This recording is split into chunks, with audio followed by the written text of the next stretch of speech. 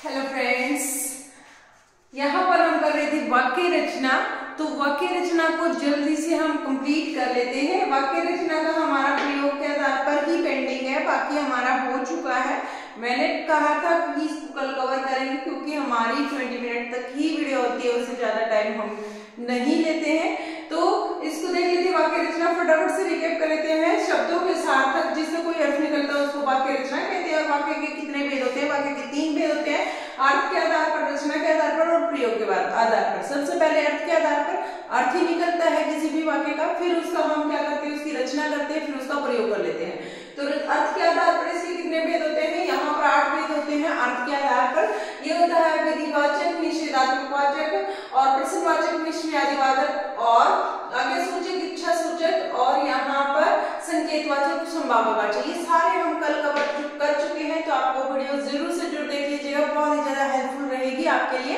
हर एक लेवल का एग्जाम, अगर आप किसी भी लेवल का एग्जाम दे रहे हो वहां पर हिंदी पूछी जाती है। स्कूल लेवल पर अगर आप पढ़ रहे हो वहां पर भी हिंदी का कंसेप्ट आपको क्लियर होना चाहिए।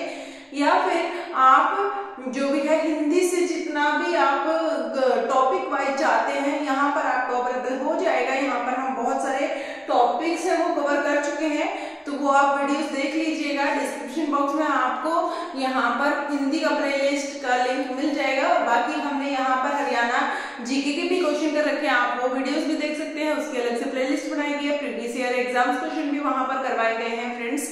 और ज्योग्राफी, हिस्ट्री और पॉलिटिकल साइंस और साइंस, स्पेशली साइंस में हमने एमसीक्यू क्वेश्चन के अकॉर्डिंग पूरे टॉपिक्स किए हैं कवर, तो आप वो वीडियोस जरूर से जरूर देख लीजिएगा। यहाँ पर आप देखते हैं रचना के आधार पर। रचना के आधार पर कितने भेद होते हैं? रचना के आधार पर 3 भेद होते हैं वाक्य के, सरल वाक्य, संयुक्त वाक्य, मिश्रित वाक्य। ये भी हम कल कर चुके हैं, ठीक है। और इसको आज हम नहीं करेंगे, यहाँ पर प्रयोग के आधार पर ही करेंगे। तो प्रयोग के आधार पर क्या है? यहाँ पर प्रयोग के आधार पर इसके 3 भेद होते हैं। मैंने कल इसको बताया जरूर था आपको, लेकिन यहाँ पर कौन कौन से 3 भेद होते हैं? ये होते हैं कृतवाच्य, कृतवाच्य, कर्मवाच्य और भाववाच्य। ये 3 होते हैं प्रयोग के आधार पर। ये 3 होते हैं प्रयोग के आधार पर। इसको भी कंसेप्ट क्लियर कर लीजिएगा। कृत मतलब कर्ता, जिसमें कर्ता प्रधान हो, यानी अध्यापक हिंदी पढ़ा रहा है। केवल मैं बताऊंगी क्योंकि इतना इजी है, ये लिखने की जरूरत नहीं है, आप समझ जाओगे इसको। कृत यानी कर्ता जिसमें प्रधान होता है जिस वाक्य में, जैसे अध्यापक हिंदी पढ़ा रहा है। क्या पढ़ा रहा है? अध्यापक हिंदी पढ़ा रहा है। बच्चे हिंदी पढ़ रहे हैं, तो क्या कर रहे हैं? बच्चे पढ़ रहे हैं, अध्यापक पढ़ा रहे हैं। तो यहाँ पर कर्ता हो गया अध्यापक और बच्चे। और क्रमवाचक की बात करें तो क्रमवाचक का दूसरा, जिसमें जो है क्रम की प्रधानता होती है। मतलब इसका कोई एग्जाम्पल सोचिए, क्या हो सकता है क्रमवाचक का एग्जाम्पल? क्रमवाचक का एग्जाम्पल होगा फ्रेंड्स, क्या होगा? इसमें क्रम की प्रधानता होती है। क्रमवाचक में प्राय प्रत्यक्ष और परोक्ष रूप से शब्द का प्रयोग होता है। जैसे छात्र द्वारा हिंदी पढ़ी जाती है, यानी द्वारा अक्षर का यहाँ पर प्रयोग किया जाता है। छात्र के द्वारा हिंदी पढ़ी जाती है। क्या पढ़ी जाती है? हिंदी पढ़ी जाती है। छात्र द्वारा हिंदी पढ़ी जाती है। तो ये हो गया कर्म का। और भाववाचक का अगर बात करें तो यहाँ पर क्रमवाचक में प्रत्यक्ष भी हो सकता है, दिखने वाला भी हो सकता है और अप्रत्यक्ष भी हो सकता है, दोनों तरह से हो सकता है। भाववाचक में क्या होगा? भाववाचक में यहाँ पर भाव क्रिया पर प्रभाव पड़ता है, यानी मेरे पिताजी नहीं दौड़ सकते, नकारात्मक हो गया यहाँ पर, और या नहीं दौड़ सकते, ठीक है। क्रिया पर प्रभाव, दौड़ नहीं सकते, तो क्रिया पर इसका प्रभाव रहता है, तो भाव को प्रकट करता है जो। ये हो गया हमारा टॉपिक कंप्लीट, ठीक है फ्रेंड्स।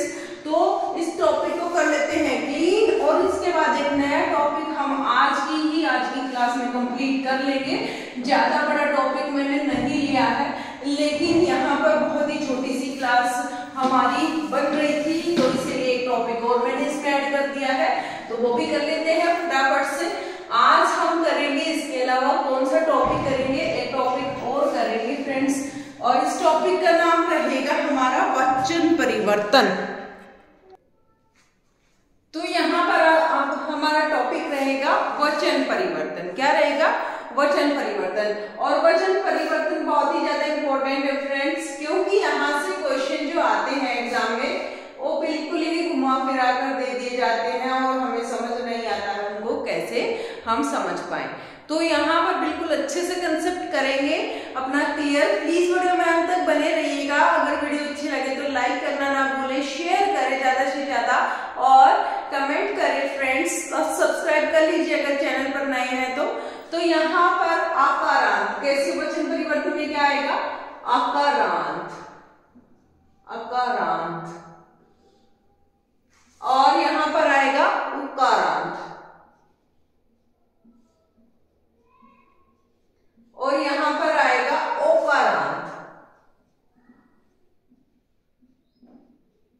ठीक है, आकारांत, उकारांत, ओकारांत। यहां पर जब स्वर का जो अंतिम जो है, शब्द का अंतिम जो अक्षर है वो स्वर होता है आ, और जिसका ऊ होता है उकारांत, जिसका ओ होता है उसका ओकारांत, ये होते हैं। ठीक है फ्रेंड्स, तो यहां पर क्या आएगा? स्वर का क्या अंतिम जो शब्द का अंतिम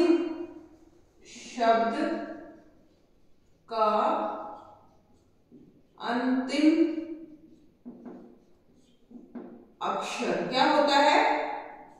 आ, का, यहां पर जैसे काला, ठीक है, आ ये आ गया तो काले, क्या आ जाएगा? काले। तो इस तरह से यहाँ पर एग्जाम्पल होते हैं एक वचन से बहुवचन। ठीक है फ्रेंड्स, एक वचन से बहुवचन यहाँ पर होते हैं, जैसे लड़का, रास्ता, भाला, लड़का एक वचन है, लड़के, लड़के, भाला, भाले, रास्ता, रास्ते। इस तरह से इसके एग्जाम्पल होंगे फ्रेंड्स, रास्ता, रास्ते, भाला, भाले, रास्ता, रास्ते। और यहाँ पर मुर्गा, मुर्गे, गधा, गधे। मुर्गा को कैसे लिखेंगे? मुर्गा, और मुर्गी कैसे लिखेंगे? मुर्गे, इस तरह से लिखेंगे। तो इस तरह के इसके एग्जाम्पल होंगे फ्रेंड्स आकारांत के, याद रख लीजिए। और जिसके पीछे अ की साउंड होगी, अ आए किंतु स्वर का लोप हो, जैसे आए, आए परंतु स्वर का लोप हो, स्वर का लोप मतलब दिखाई ना दे, स्वर का लोप हो, लोप मतलब जो साउंड आए लेकिन दिखाई ना दे, जैसे नहर, नहर, यहां पर नहर अ पे जाके खत्म होता है, लेकिन यहाँ पर लोप है अ का, नहर, नहरे, नहरे। ठीक है, नहरे, नहर, नहरे। ठीक है, इस तरह के एग्जाम्पल आएंगे इसमें। बाहा, बाहें, गाय, गाय, बोतल, बोतले, दीवार, दीवारे, दीवार, दीवारे, बोतल, बोतले। ठीक है, और बाहा, बाहें, बाहें, इस तरह के ये एग्जाम्पल होंगे। ये होंगे हमारे, इस तरह से परिवर्तन होगा इनका। ये आपको समझ में आ गया होगा। एक वचन से जब बहुवचन बनाते हैं तो एक और प्रत्यय लगता है जिसमें अय होते हैं, ये लगता है। ठीक है फ्रेंड्स, ये लगता है जिसमें। तो इस तरह के शब्द कैसे होते हैं आप सोचिए, क्या होगा? गुड़िया, गुड़िया, यहाँ पर महिला, महिलाएं। ठीक है, और क्या हो सकता है? साला, सालाएं, महिला, इसका बहुवचन होगा महिलाएं, साला, सालाएं। हमारे एग्जाम में इस तरह से एग्जाम में क्वेश्चन पूछे जाते हैं, ये दे दिए जाते हैं अक्षर और इनके फिर नीचे ऑप्शन मिल जाते हैं इनमें से बहुवचन कौन सा है। तो इस तरह से क्वेश्चन पूछे जाते हैं। ये आपको क्लियर हो गया होगा। इसके बाद अगर हम बात करें किसकी? इकारांत की। इकारांत, इकारांत समझते हो फ्रेंड्स? इकारांत में ई और ई का प्रयोग होता है, ई और ई का प्रयोग होता है इकारांत में। इकारांत के जो एग्जाम्पल है जैसे शक्ति, शक्ति, शक्तियां। यहां इस तरह से ये बन जाते हैं। शक्ति, शक्तियां, लड़की, लड़कियां, नदी, नदियां, जैसे नदी, नदियां। ये आगे की मात्रा हो जाएगी छोटी की मात्रा, बड़ी की मात्रा जो है वो छोटी की मात्रा में आ जाएगी। नदी, नदियां, शक्ति, शक्तियां, और लड़की, लड़कियां, नदी, नदियां, टॉफी, टॉफियां, गाली, गालियां, स्त्री, स्त्रियां। तो इस तरह से इसके एग्जाम्पल होते हैं। स्त्री, स्त्रियां। तो ये इसके एग्जाम्पल होंगे इकारांत के। ठीक है, ये आपको समझ में आ गया होगा। और कुछ शब्द हमेशा ही, जैसे हमेशा ही बहुवचन में रहते हैं। कुछ शब्द हमेशा ही बहुवचन में रहते हैं। कुछ शब्द हमेशा बहुवचन में रहते हैं, हमेशा। और कुछ शब्द हमेशा एक वचन में रहते हैं। तो इनका भी आपको पता होना चाहिए। बहुवचन में रहते हैं यानी इनको अगर यहाँ पर एग्जाम में आ जाए तो हम उसको चेंज नहीं कर सकते। जैसे आंसू, आंसू, आंसू क्या है? आंसू। आंसू के अलावा क्या हो सकता है? बाल। हमेशा ये बहुवचन में ही होते हैं। आंसू, बाल और समाचार, होश, होश, समाचार, प्रज्ञा। ये आप याद कर लीजिए, प्रज्ञा। ये सारे हमेशा बहुवचन में ही होते हैं। और भी होते हैं फ्रेंड्स यहाँ पर। और क्या हो सकता है सोचिए? और हो सकता है प्राण, और हो सकता है दर्शन। ठीक है, प्राण, दर्शन, आंसू, बाल, होश, समाचार, प्रज्ञा और रोम। इस तरह के ये होते हैं हमेशा बहुवचन में। और कुछ ऐसे शब्द होते हैं फ्रेंड जो हमेशा एक वचन में ही रहते हैं। ठीक है, कुछ शब्द हमेशा एक वचन में ही रहते हैं। इसमें एक इंपॉर्टेंट और लिख लेना फ्रेंड्स, हस्ताक्षर और लोग। ये जो है ये पक्का याद कर लेना। हस्ताक्षर और लोग ये वाले इंपॉर्टेंट है। इसमें बहुवचन में ही रहते हैं हमेशा।